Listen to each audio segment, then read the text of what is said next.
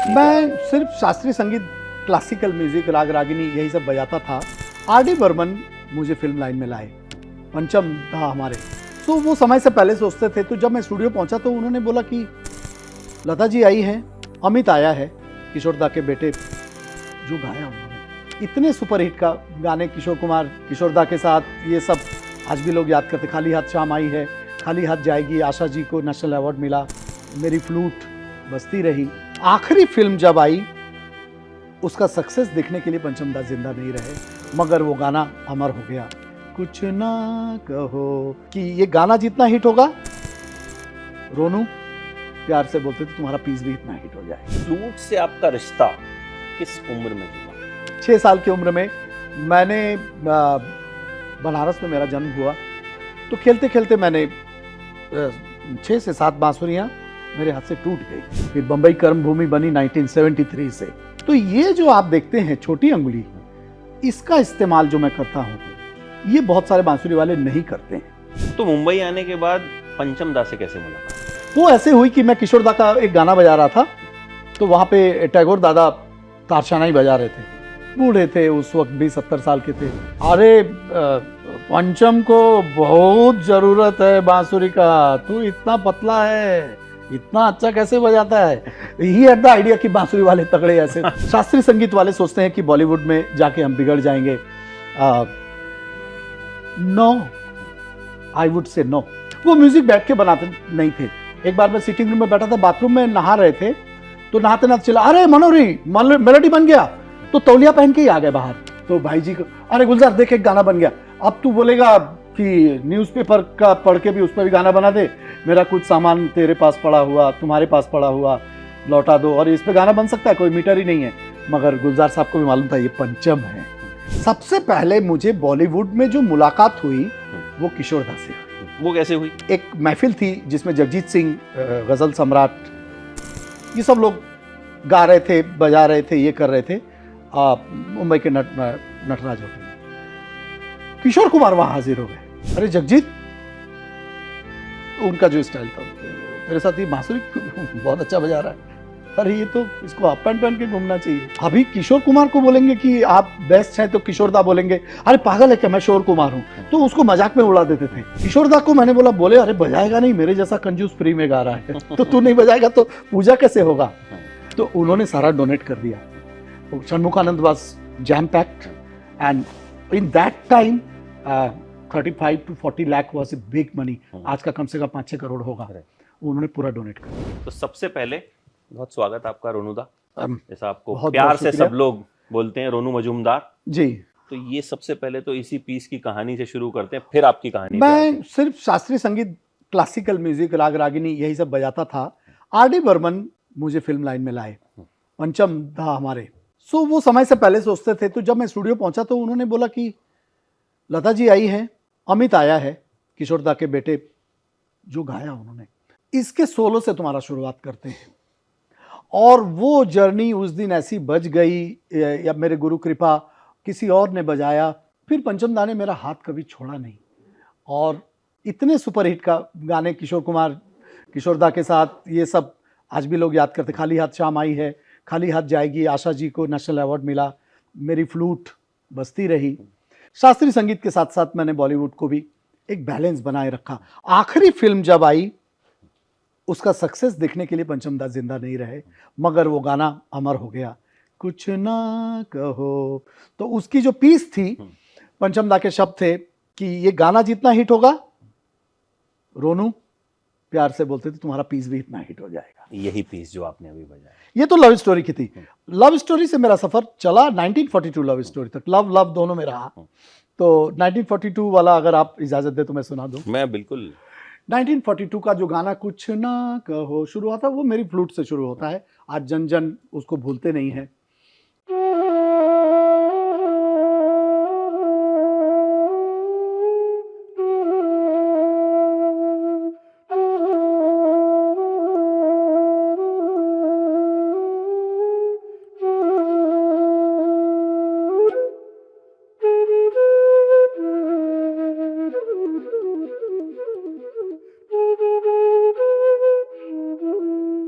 इस तरह से गाना शुरू क्या हुआ। बात है।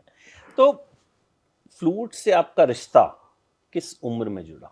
6 साल की उम्र में मैंने बनारस में मेरा जन्म हुआ, तो खेलते खेलते मैंने 6 से 7 बांसुरियां मेरे हाथ से टूट गई। तो पिताजी शाम को आए और बोले कि सजा तुमको ऐसी मिलेगी, न मारना न डांटना न कुछ, ये जो तुमने फ्लूट तोड़े हैं उतने ही घंटे तुम्हें रियाज करना पड़ेगा, प्रैक्टिस करनी पड़ेगी।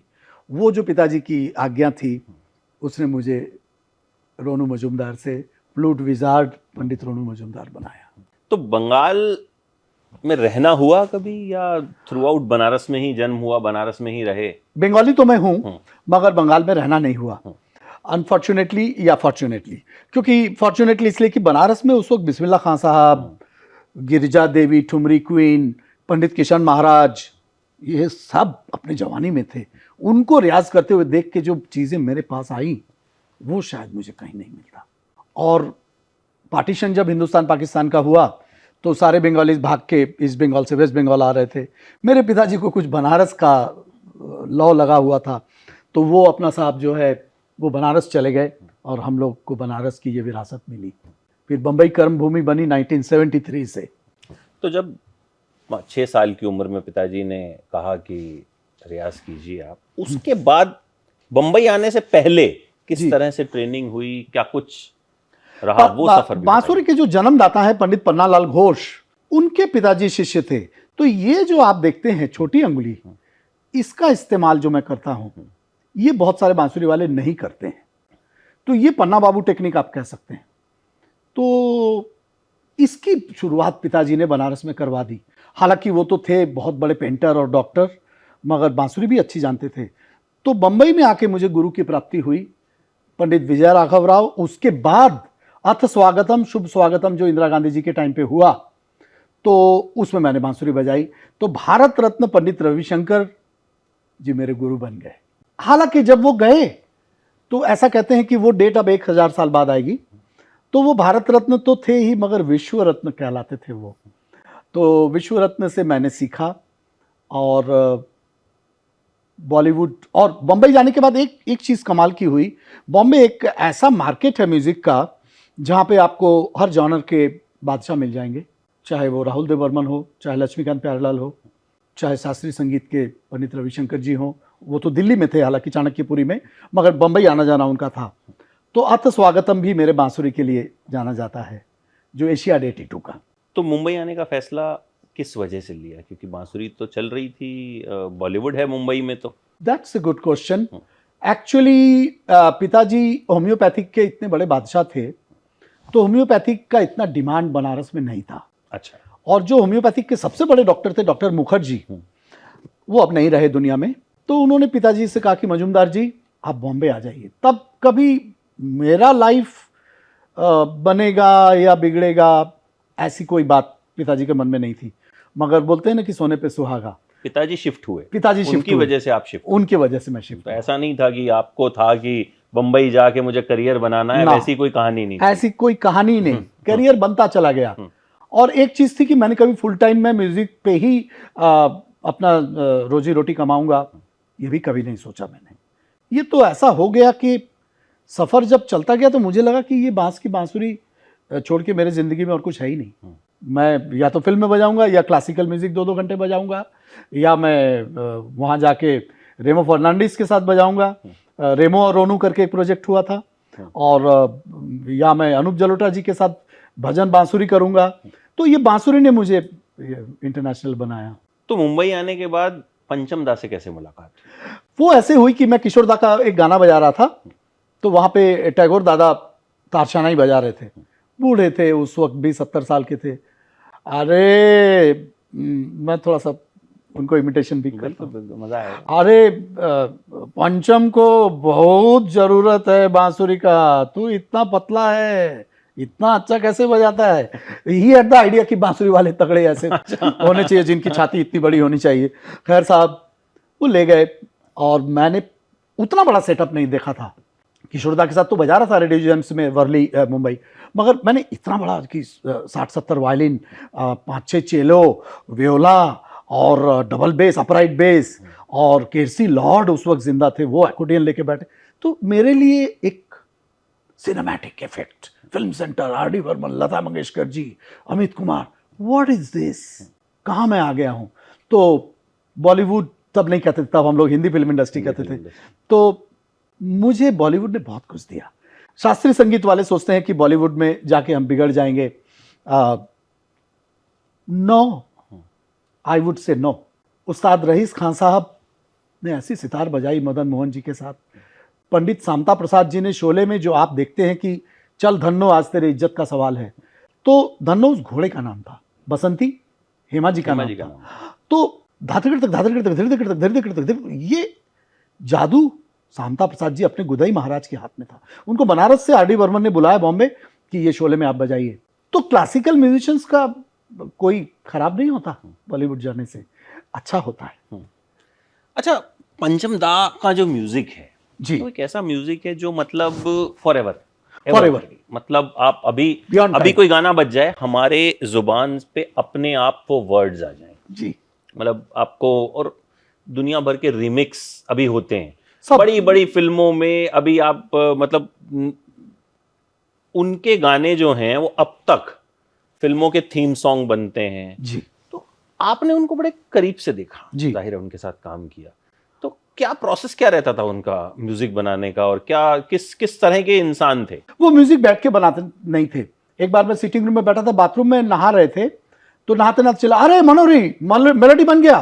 तो तौलिया पहन के ही आ गए बाहर, और तौलिया पहन के आए, और वो गाना था ना, जाना ओ मेरी जाना, मैं उधर दीवाना, और वो जो लैला, वो जो कंपन है, वो कंपन करते करते ही बाहर आए। तो ये ना नेचर से जुड़े हुए थे।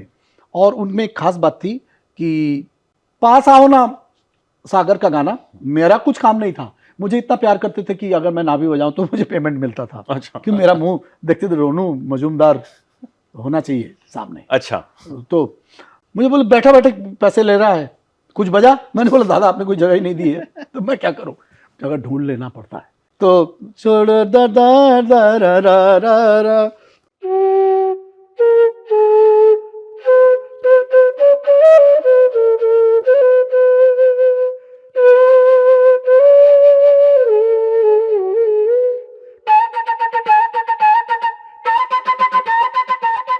ये पास आओ ना के गाने को चार चांद मेरे बांसुरी ने।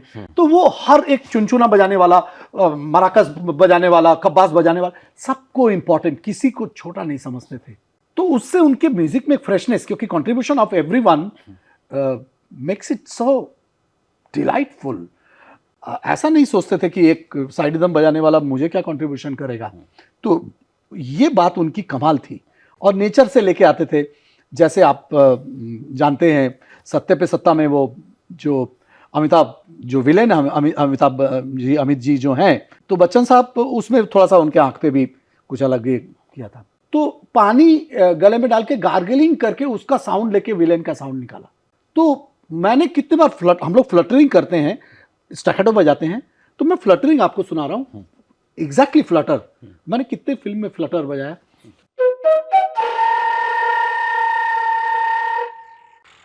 तो जैसे मोटरसाइकिल चला रहे हैं आप मुंह से, तो अर्जुन फिल्म था सनी देओल का, तो वैसे बेताब भी में जो कुत्ता की डेथ होती है, वो धर्मपा जी तो पंजाबी में मेरे से बात करते थे, बोले तूने रुला दिया आज, कुत्ता क्या मरा, ऐसा लग रहा है जैसे कि मेरा दिल तूने छीन लिया। तो धर्मपा जी बैठे हुए थे क्योंकि सनी की पहली फिल्म थी, तो उसमें भी मैंने कुछ ऐसा बजाया कि सनी का सबसे प्यारा कुत्ता सनी देओल का मर गया। और गार्गलिंग का साउंड, ये साउंड, तो साउंड से खेलते थे वो। कभी भी उन्होंने म्यूजिक को ऐसे नहीं समझा कि मैं हारमोनियम लूंगा, चलो एक गाना बनाते हैं। चलते चलते चलते अरे गुलजार, तो क्योंकि वो दोनों एक दोस्त थे, तो भाई जी, हम लोग उनको इंडस्ट्री में गुलजार साहब को हम लोग भाई जी कहते हैं, मेरे से बहुत क्लोज हैं। तो भाई जी को, अरे गुलजार देख एक गाना बन गया, अब तू बोलेगा कि न्यूज़पेपर का पढ़ के भी उस पर भी गाना बना दे, मेरा कुछ सामान तेरे पास पड़ा हुआ, तुम्हारे पास पड़ा हुआ, लौटा दो, और इस पे गाना बन सकता है, कोई मीटर ही नहीं है। मगर गुलजार साहब को भी मालूम था ये पंचम है, तो उस पे गाना बना दिया। हाँ, मेरा कुछ सामान तुम्हारे पास पड़ा, मतलब खूबसूरत गाना, खूबसूरत गाना। आपने एक बात बोली कि वो किसी को भी छोटा नहीं समझते थे। जी जी, मुझे लगता है इसी चीज ने उनके म्यूजिक को बड़ा कर दिया। इसी से वो बड़े हो गए। जो किसी को छोटा ना समझे वो खुद बड़ा होता है। और जो सबको इंपॉर्टेंस देना, जैसे ने कहा कि खुद अपनी जगह ढूंढ ले, खुद अपनी जगह कहीं ना कहीं उन्होंने आप पे भरोसा दिखाया कि ये कुछ करेगा और वो अच्छा करेगा। Absolutely absolutely. जैसे परिंदा में नाना पाटेकर जो कि मेरे बहुत अच्छे दोस्त हैं, नाना जो मराठी में मैं दादा बोलता हूँ एक्चुअली, लोग नाना पाटेकर, तो वो विलन है। वो उसमें सुरेश ओबेरॉय भी है। वो एक बांसुरी बजाता है, वो सीधी वाली बांसुरी बजाता है। तो सीधी वाली बांसुरी तो मैं बजाता नहीं हूँ। पंचम दा मुझे बोले कि अरे वो देख देख देख देख वो बैकग्राउंड में आज तभी मोबाइल तो थे नहीं, अरे तेरे पास सीधी वाली फ्लूट है। मैंने कहा अलगोजा, अरे लेके आ। तो अलगोजा जो पंजाब की होती है वो मैं लेके पहुंच गया। तो बोले देख सुरेश ओबेरॉय जो है वो जब भी कुछ खराब करने वाला होता है तो बांसुरी बजाता है। मैंने कहा पंचम दा मैं तो अच्छा करने वाला होता हूँ तब बजाता हूँ। बोले वो विलेन को देख, विलेन को देख, वो बांसुरी बजा के अपने मन का वो बता रहा है कि अभी मैं कुछ करूंगा, ये साइन तुझे देना है। ऐसा बजा जैसे तू कुछ बुरा करने वाला है। तो मैं सचमुच कह रहा हूं कि मैंने सीखा कि मैं बुरा कर सकता हूं, मैं ऐसा कैसे बजाऊं। मैंने बजाया। आप परिंदा देखेंगे तो वो जो फ्लूट है वो आपको ऐसा लगेगा कि I M a bad guy, मैं कुछ खराब करने के लिए तैयार हूं। तो पंचम दूसरा नहीं होगा। विलन के लिए भी बांसुरी बजवा दे, विलन के लिए बांसुरी बजवा, बहुत बड़ी बात कही। हीरो के लिए तो मैंने कई बार बजाई, रोमांस में और उन्हें मतलब बचता है, लेकिन विलन के लिए बांसुरी का इस्तेमाल करना वो मुझे लगता है वो पंचम दा ही कर सकते थे। कोयल सी तेरी बोली मेरा बजाया हुआ है, ये सब मैंने बहुत बजाया। मगर विलन के लिए मुझे आर.डी. बर्मन, राहुल देव बर्मन का वो हिम्मत है कि वो सुरेश ओबेरॉय विलेन के लिए रोनू मजूमदार फ्लूट बजा रहा है। अच्छा, आपने एक चीज बताई अभी शुरू में कि किशोर दा के लिए जब आप काम कर रहे थे जी, फिर पंचम दा से वहां मुलाकात हुई, तो मुंबई जब आए जी, सबसे पहले बॉलीवुड में किससे मुलाकात हुई? सबसे पहले मुझे बॉलीवुड में जो मुलाकात हुई वो किशोर दा से हुई। वो कैसे हुई? वो ऐसे हुई कि किशोर कुमार इतना बड़े आदमी थे, तो मैं एक महफिल थी जिसमें जगजीत सिंह, गजल सम्राट, ये सब लोग गा रहे थे, बजा रहे थे, ये कर रहे थे मुंबई के नटराज होटल में। किशोर कुमार वहां हाजिर हो गए। अरे जगजीत, उनका जो स्टाइल था, तेरे साथ ये बांसुरी बहुत अच्छा बजा रहा है। अरे ये तो इसको हाफ पैंट पहन के घूमना चाहिए। I was 73, I came to Mumbai, that must be 76. I was just 13 years old and I was playing like 33 years old. So Kishore Kumar ने अपने घर में बुलाया। तो अपने माँ को बहुत प्यार करते थे, गौरी प्रसन्न गांगुली। तो गौरी कुंजी किशोर कुमार के घर, किशोर दादा के घर का नाम है।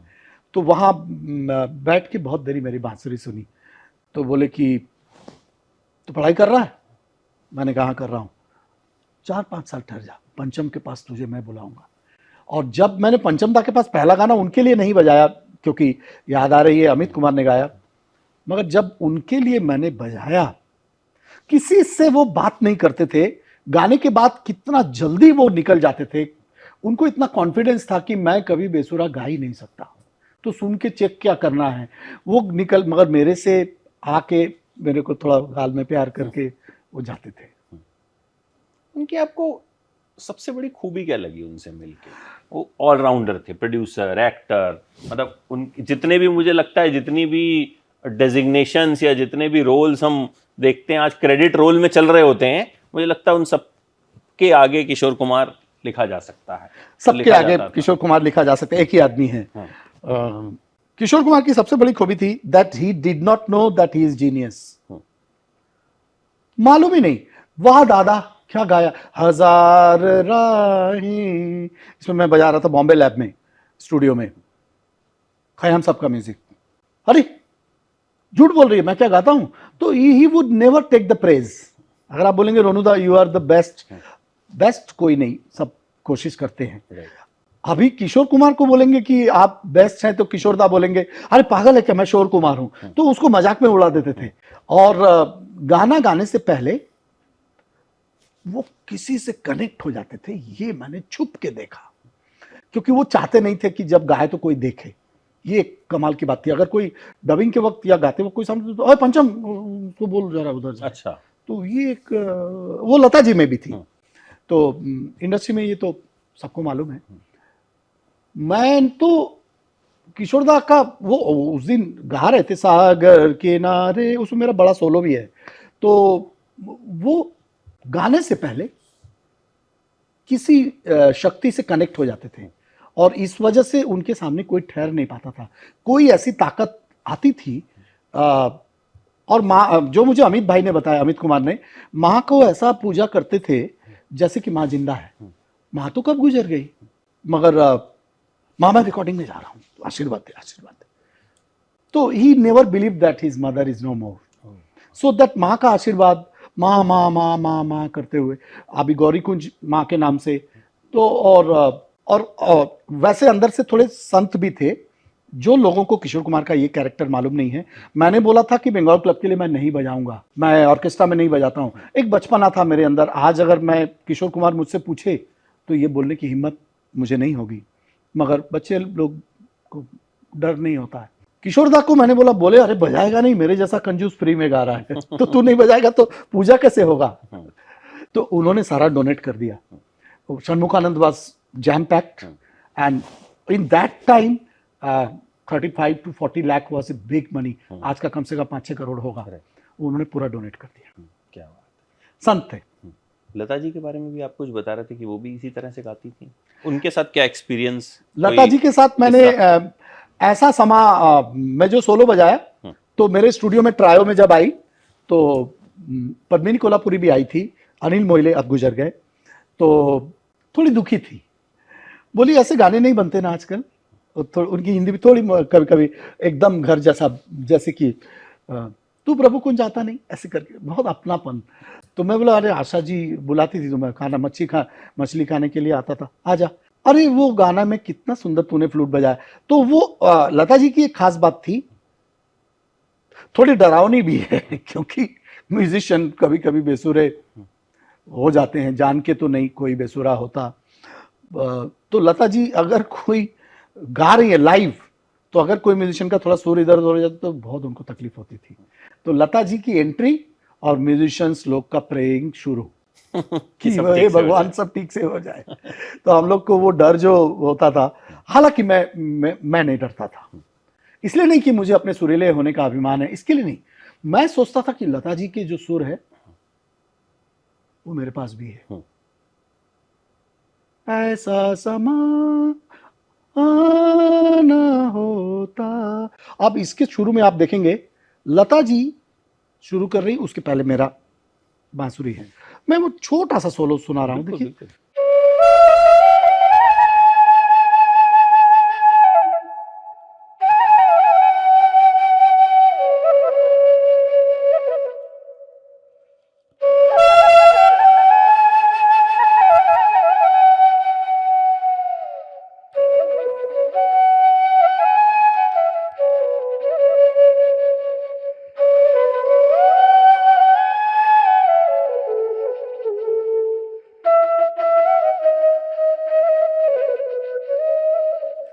तो क्या बात। मतलब, और वो उनका सोलो था, किशोरदा के साथ या किसी के साथ डुएट नहीं था, ऐसा उनको याद रहा।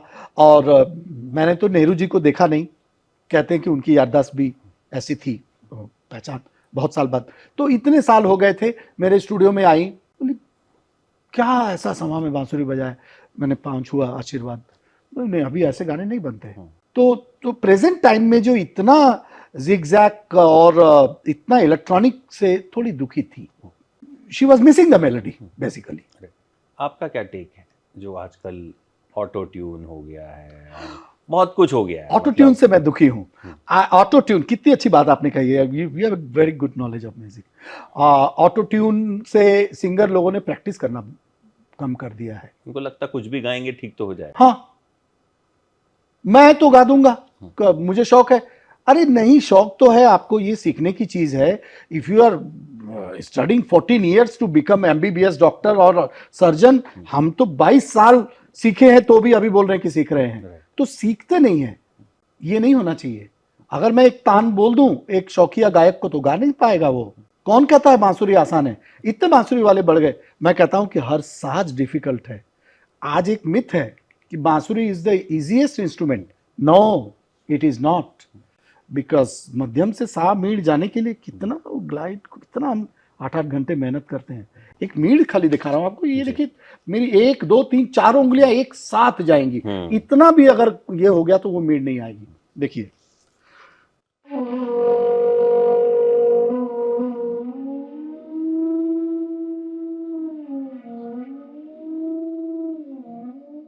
मैं जितने बार भी करूंगा वो मीड आएगी। हम लोग साधना करते हैं इसकी, 8-8 घंटे हम लोग रियाज किए हैं।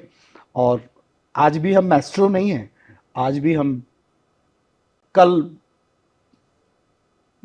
मैं फ्री था तो होटल में मैं प्रैक्टिस कर रहा था। आज लेकिन जिस दौर में हम हैं, म्यूजिक जिस तरह का है, रील्स बनती हैं, बहुत सारे करियर ऑप्शंस हो गए, रील्स बहुत हो गई। आज के यंगस्टर में या आज के बच्चों में फ्लूट सीखने की चाहत है? आते हैं आपके पास कि? आते तो बहुत है, आके बोलते हैं। अच्छा, आते हैं? आते बहुत आते हैं। मेरे शिष्य तो पूरे वर्ल्ड में हैं।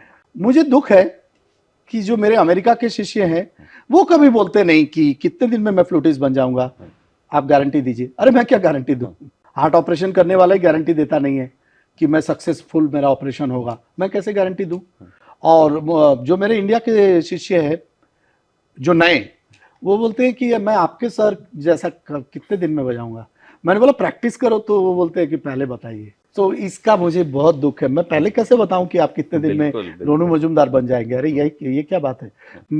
मुझे गुरुजी को पास गया था तो मैंने नहीं कहा था कि मैं कितने दिन में हरिप्रसाद चौरसिया जी बन जाऊंगा। शायद आपको अभी भी नहीं लगता आप बने, आप अभी भी प्रैक्टिस, आपने मेरे आंख में आंसू ला दिया है। मुझे अभी भी नहीं लगता कि मैं बना हूं। मुझे लगता नहीं है कि जब तक आप बजाएंगे आपको कभी लगेगा, क्योंकि यही एक अच्छा आर्टिस्ट जो है वो सीखता है जीवन भर। आज भी हरि जी के दर्शन करता हूं तो मैं पाँव छूता हूं। मैंने बाबूजी आशीर्वाद दीजिए कि आपके जैसा कभी बज सके। आपने जो जवानी में बजा दिया उससे मैं सीखता रहता हूं आज भी। वो मेरे गुरु तो नहीं है, मेरे गुरु तो रविशंकर जी है, मगर वो गुरु से कम भी नहीं है, गुरुतुल्य है। तो आपने एकदम सही कहा। मुझे आज भी नहीं लगता और कभी लगेगा भी नहीं कि मैं हरिप्रसाद चौरसिया जी जैसा बजाने लगा हूं। ऐसा नहीं लगेगा। इसीलिए आप रोनू मजूमदार। पहली कमाई याद है कितनी हुई थी? 13 रुपए।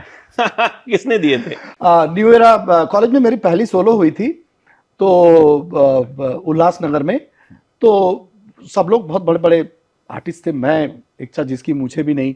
और क्योंकि स्कूल में ऐसा मेडल ला ला के मैं देता था, तो जो प्रिंसिपल साहब थे वो बोले कि इतने जो मास्टर दमादम मस्त कलंदर फेमस वो जो थी पाकिस्तान की, बांग्लादेश की, रूना लैला, ये सब लोग आए हुए और मेरा बाजार हुआ, तो उन्होंने कहा 13 साल का 13 रुपए ही मिलेंगे। क्या बात है। 13 रुपए मुझे, मगर मेरे लिए वो 13 करोड़ से कम नहीं थे। बिल्कुल बिल्कुल। मुझे 13 रुपए, 13 रुपीज। अच्छा, Guinness book of world record तक भी आप पहुंचे? जी। वो किस तरह से हुआ? वो हुआ कि जब वेणुनाद का आर्ट ऑफ लिविंग ने ये किया, तो वो बोले कि भगवान कृष्ण जी त्रेता युग या द्वापर युग के थे, तो वो 5000 साल पहले उनका जन्म हुआ था। जन्म क्या, वो प्रकट हुए थे, भगवान थे वो। तो आप जो है वो 5000 फ्लूट को क्रॉस करने का कोशिश करिए। 5000 बांसुरी वादक कहाँ से मिलेंगे? मैं पंडित जी के पास चला गया, हरिप्रसाद चौरसिया जी के पास। मैंने कहा पंडित जी मेरे साथ बंगला में, दादा आपके सब शिष्यों को भी भेज दीजिए, शिष्यों के शिष्यों को भी भेज दीजिए। मुझे वो लोग कह रहे हैं कि 5000 से ऊपर जाना चाहिए। Pandit ji was so kind to me and he is is Pandit Hariprasad Chaurasia ji. So उन्होंने अपने सब शिष्यों को दिया और जितने सीधे फ्लूट, और फॉरेन में भी ये न्यूज फैल गई कि वेणुनाद समारोह पंडित रोनू मजूमदार कंडक्ट करने जा रहे हैं। शो के पहले दिन तक 4900। मैंने बोला रिकॉर्ड नहीं बनेगा, लग रहा है जापानीज रिकॉर्ड टूटेगा नहीं। जो इस दिन शो था, उठ के सुना 5378 हो गए। That is the number.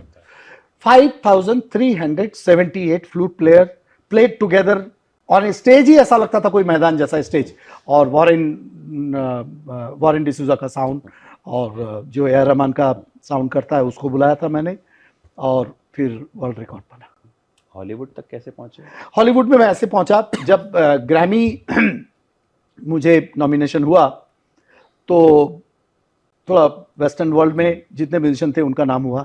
तो राइकुडर उस वक्त हॉलो बैम्बू मेरे साथ बजा रहे थे, जो कि हम लोग एक ग्रामी मिलने से इतना जंप करते इंडिया में, और जब गवर्नमेंट का संगीत नाटक एकेडमी अवार्ड मिलता है तो उसको इतना हम लोग बोलते नहीं। तो ये बहुत दुख की बात है। मुझे खुशी ग्रैमी का उतना नहीं है जितना कि मुझे इंडियन गवर्नमेंट ने 2015 में जब एकेडमी अवार्ड दिया, प्रणब मुखर्जी तब प्रेसिडेंट थे, उनके हाथ से, तो उसका मुझे ज़्यादा खुशी है। एटलीस्ट रोनू मजूमदार तो ये मान रहा है।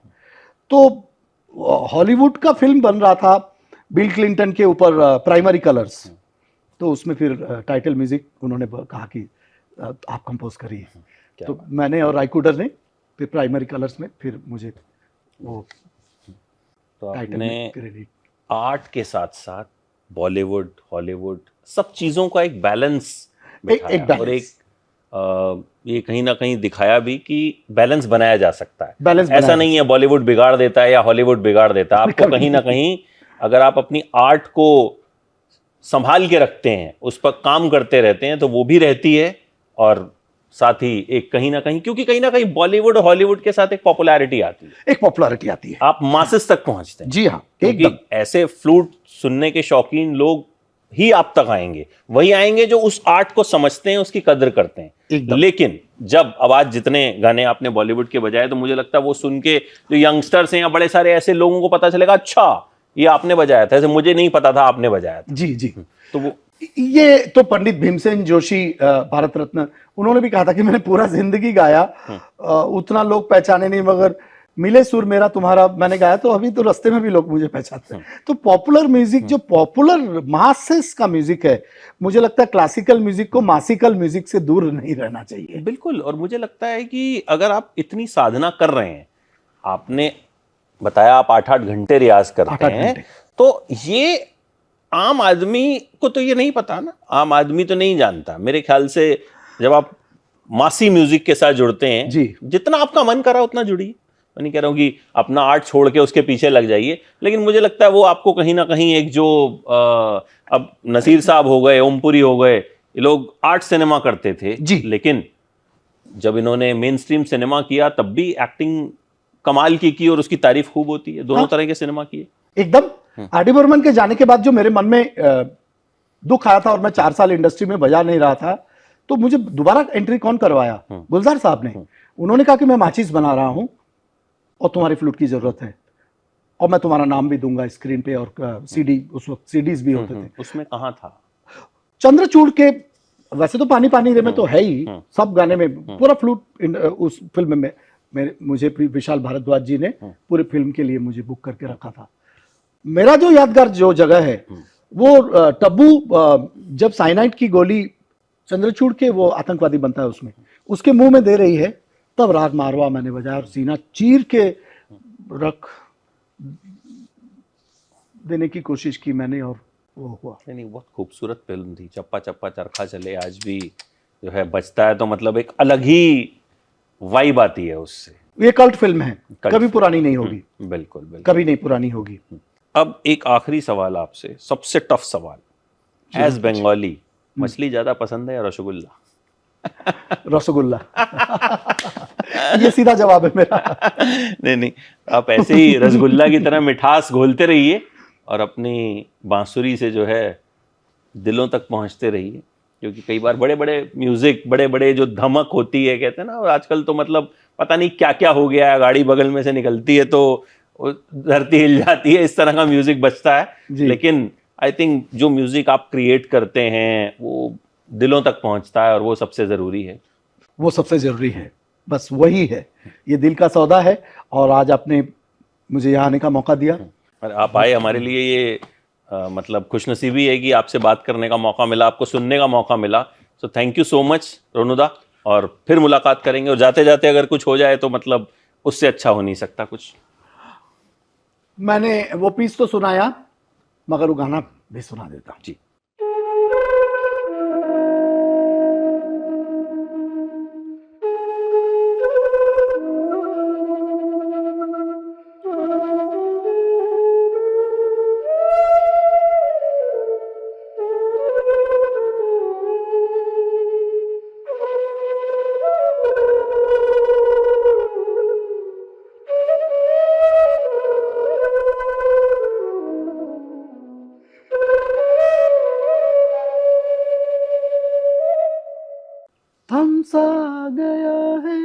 तो कंपोजिशन को उन्होंने थमा दिया था।